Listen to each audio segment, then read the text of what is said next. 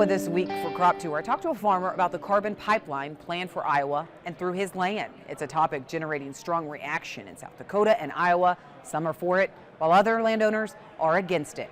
And it's also on the minds of our viewers as we find out in customer support this week. From Kathy Rosenbaum in Glassford, Illinois. What is your feeling about the Wolf CO2 pipeline being planned?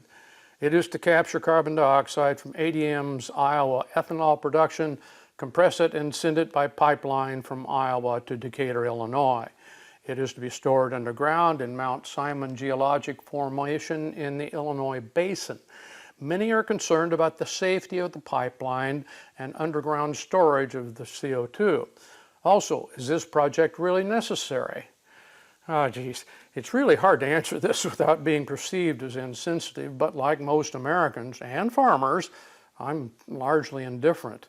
For projects involving voluntary or involuntary use of private land, the public has three basic attitudes. NIMBY, not in my backyard, where landowners directly affected oppose vehemently. YIMBY, yes, in my backyard. This is a new and smaller attitude in areas where either economic development needs like a factory or high-density housing such as apartments are desperately needed to ensure any future for the community. And YIOBY, I thought this one up. Yes, but in other backyards. This is the largest group. Projects like pipelines, transmission lines, solar arrays are bitterly and usually unsuccessfully opposed, but only by those affected. My experience is you don't see any citizens who live out of eyesight of a project at a public meeting when such projects are proposed, and no neighbor in his right mind would speak up in support.